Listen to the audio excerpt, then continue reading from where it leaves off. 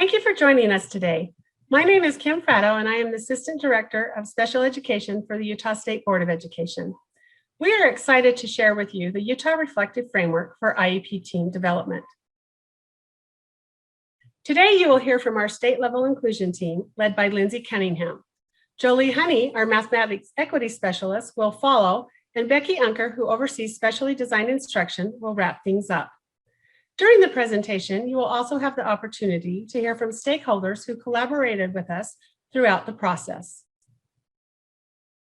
Over the past 5 years, our monitoring team has reported common findings based on key components of written IEPs. Data from Utah's Result-Driven Accountability, or RDA, and our Program Improvement Plan system indicate that local education agencies across the state struggle with writing compliant IEPs that connect to the implementation of evidence-based practices. Further, student outcome data supports students with disabilities are not closing the achievement gap due to identified opportunity gaps around equitable access to rigorous grade level content. The monitoring team and our specialists then discuss the disconnect between compliance and the implementation of effective practices being apparent. As the monitoring teams were discussing their concerns surrounding compliance, the field was asking for guidance as well. The field was asking us 2 questions. The first question being, what makes a good individualized education program goal? The second one is, what makes a good IEP goal compliant? Our team looked at the data from end-of-level assessments, which showed that students with disabilities proficiency rate lagged far behind their general education peers when receiving instruction in similar settings. With only 16% of our students with disabilities proficient in English language arts and mathematics, the USBE and our stakeholders were concerned that an opportunity gap did in fact exist between students with disabilities and their general education peers. While 67% of students with disabilities spent more than 80% of their day in a gen ed setting, the question of whether they were receiving equitable access to their education arose. A deeper dive into this data over a 4-year period of time indicated that this pattern of low achievement for students with disabilities was an issue that we needed to address in collaboration with our stakeholders. Based on a stakeholder analysis of parents, teachers, both general education and special education, business owners, and other community members, the data indicated that people believed the responsibility of helping students with disabilities close the gap lied entirely on the work and support of the special education teachers and not other team members. So USBE's focus shifted to support service providers with the alignment of practice and compliance in an effort to improve access for students with disabilities with the appropriate supports to improve student outcomes. Our motto became compliance supports best practices and best practices support compliance. Now we'd like for you to hear from one of our assistant superintendents, Dr. Roy Darrington. Dr. Darrington is a member of the IEP Task Force leadership team. Hello, my name is Roy Darrington. I'm the assistant superintendent and special ed director in Juab School District. I'm really excited about the work around the reflective framework for IEP development. I really see a need for this. As I look at the IEP process, I really feel like administrators and special ed teachers are really bound by compliance or focus heavily on compliance, maybe is a better way of saying that. And in trying to do everything, absolutely by the book, I think they miss out on the power of what the IEP process really can be for the individual student in developing powerful growth plans. I see this work in our district as really just helping to improve our culture of inclusion and really contributing to building powerful growth plans through the IEP process, where every member of the team is empowered to to focus on what they can do rather than focusing on what they can't do, which I think sometimes compliance kind of creates that a little bit within teams. But through the framework, I think every member can see through the reflective questions, this is where I can contribute and this is how I can contribute. And so they are really empowered to move forward. And that's only going to benefit our students in the long run. With that, our common vision was created. Our goal is to improve access to rigorous grade level content for students with disabilities in an environment where teachers are supported and feel prepared to meet each student's individual needs.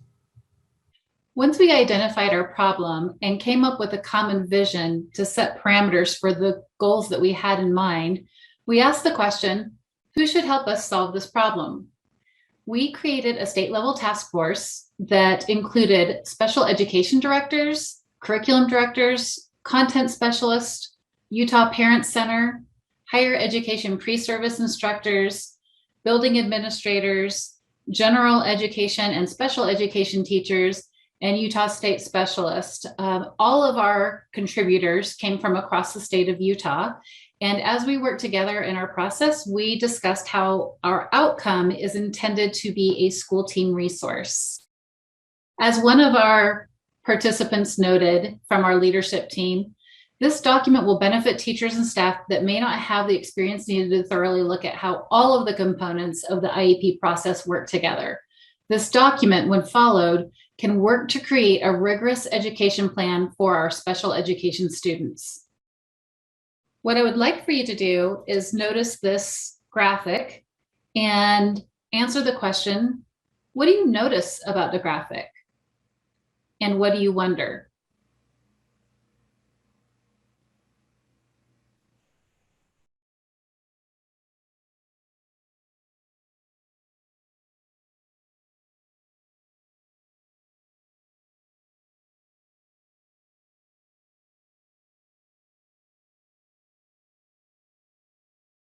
As our team worked together, the work group identified these 6 components of the individual education program process based on questions asked during an internal file review for an on-site monitoring review.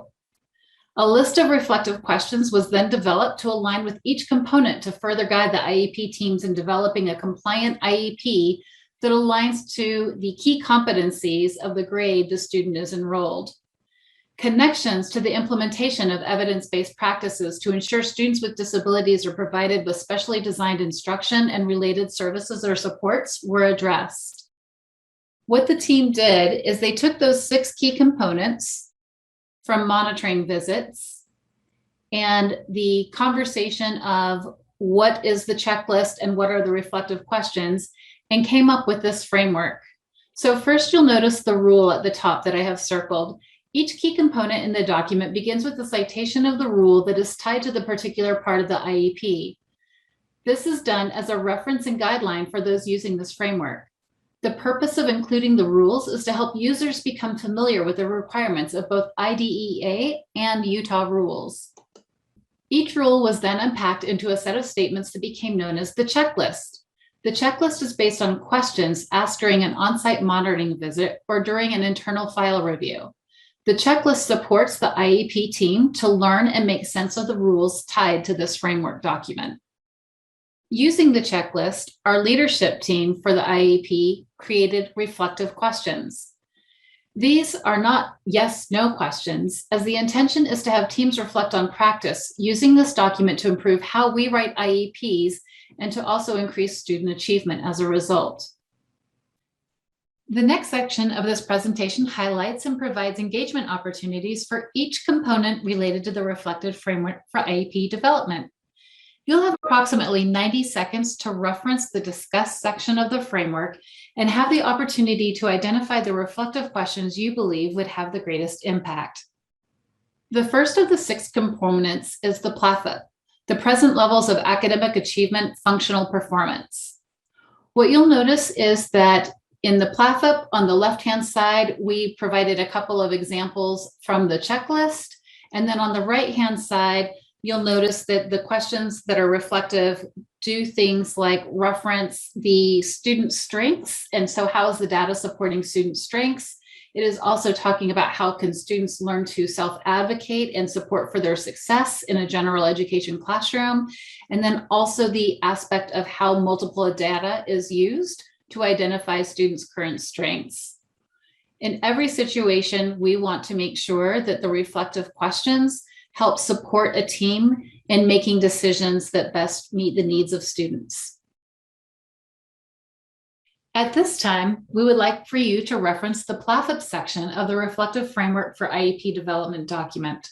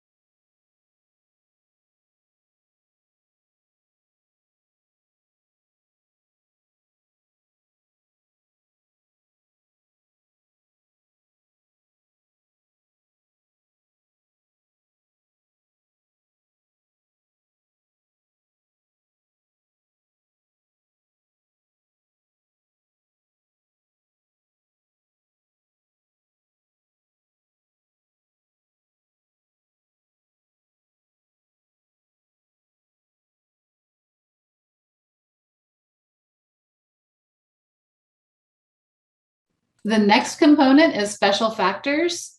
Within special factors, we were talking about English language proficiency, and the reflective questions include things like how has the spoken language in the home been addressed and how have barriers been removed? Questions may also include things like how are we included the multi-language learner specialist regarding language acquisition and the impact on student learning? But we also talk about the social and emotional needs of students being met and how the team considers student behavior and the impact of learning and participation with peers without disabilities. And now we would like for you to reference the special factors section of the reflective framework and identify questions you believe would have the greatest impact.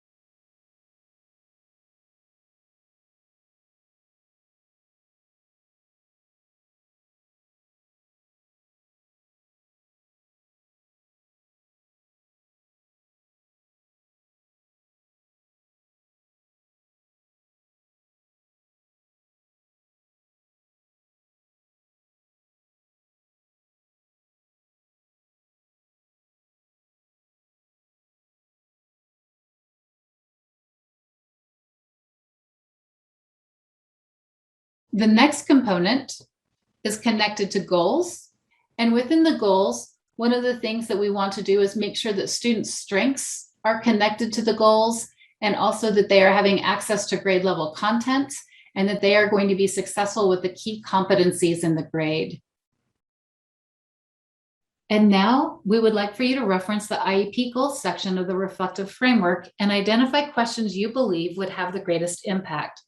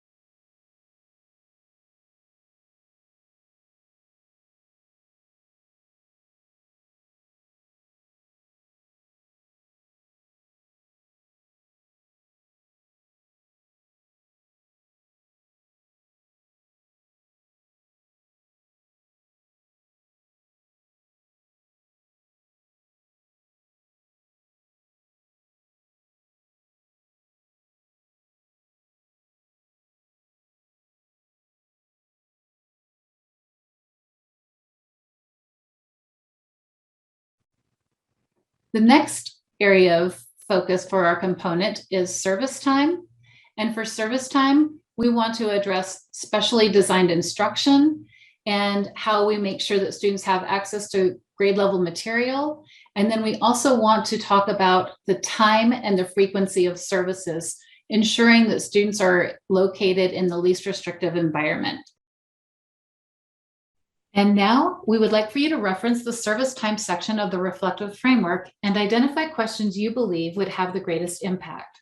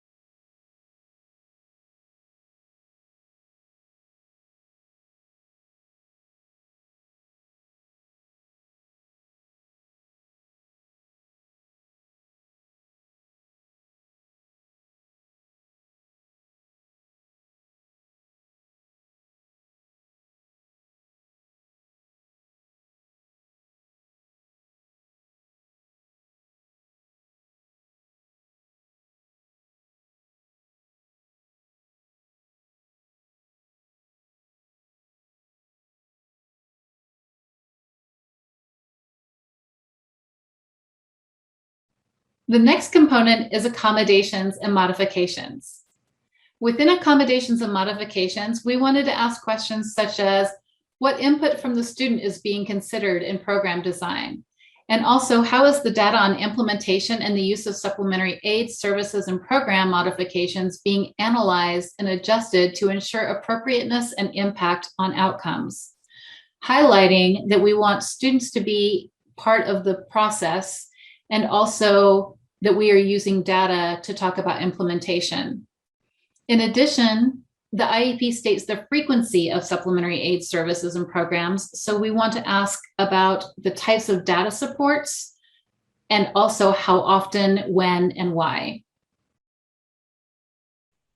And now we would like for you to reference the accommodations and modifications sections of the reflective framework and identify questions you believe would have the greatest impact.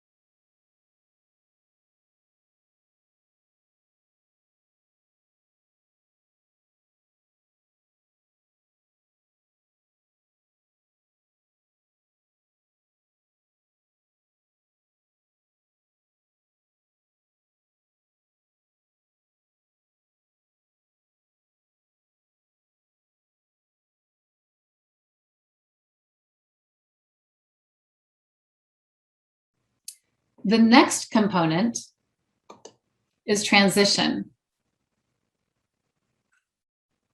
And within transition, we have the checklist that includes things like the transition assessment is complete for students age 14 and older and used to develop post-secondary goals. So we want to ask questions such as, how did the team consider using assessment from different domains such as self-determination, college readiness, career interest, and adult living skills, as well as how are transition assessments summarized in the present levels of academic achievement of functional performance. We also want within transition to talk about a measurable post-secondary goal in employment, really highlighting that we want to make sure that students, the assessment results are used in generating the goal, but also that the student is supported through high expectations and choices for their post-secondary goals in education and training. Again, our reflective questions, we feel like guide the conversation to implement best practice and support students in becoming successful. And our reflective questions are guided towards having cognitive rigor that really has the team taking many things into consideration. Hence, our reflective questions are not yes/no questions. And now we would like for you to reference the transition section of the reflective framework and identify questions you believe would have the greatest impact.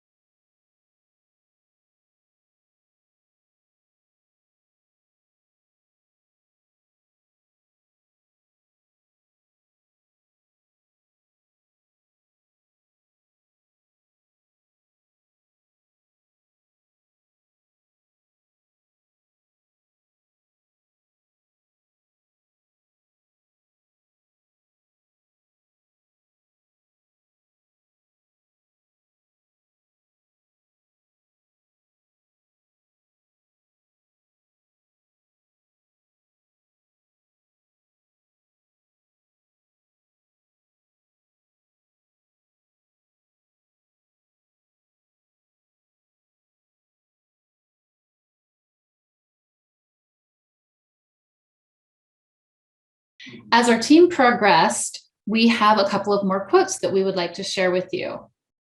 As one parent noted, I have seen in my work where some teams may not have looked at the IEP plan as a whole, but separate pieces. The reflective questions in this document will guarantee each team has done their due diligence in creating the best plan for the student. In addition, we have had quotes from higher ed who noted, the reflective IEP framework can provide a springboard for further collaboration among key stakeholders in the development of a student's IEP. In addition, the document will also serve as a valuable tool in pre-service programs. This brings us to our next steps for our project. The framework combines compliance and best practice in a way that asks educators to be reflective and thoughtful about each student's strengths and needs. It asks teams to dig a little deeper in making decisions about content delivery and supports needed to ensure that students receive equitable access to make meaningful progress as outlined in the IDEA. This requires a collaboration effort and asks team members to step outside the traditional role that they play in the development and implementation of the IEP process, which of course can create kind of a big mind shift change for them. It is important to us that the message from the special ed department at the state level is consistent, and that it brings alignment of compliance and practice supporting one another. Feedback from the field on the framework. We will present our framework to the field at our Utah Special Educators Administration meeting in September of 2021. We'll take the feedback that we received from this group for consideration, and we'll incorporate suggestions that support the intent of the framework. We'll work with LEAs who are ready to pilot this framework and collaborate with teachers on the best way to deliver PL to staff. We'll find out things of what is helpful, what needs more clarity, what are the LEA specific area of need to work on based on internal file review and USBE monitoring, as well as LEA program improvement plans.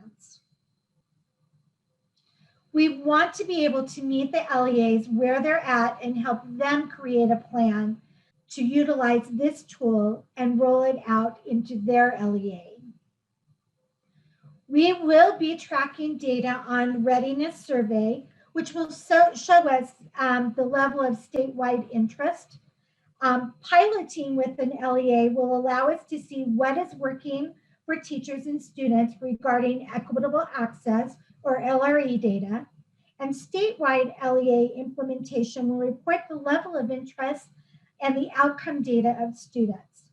Our internal and on-site monitoring will indicate an increase in compliance.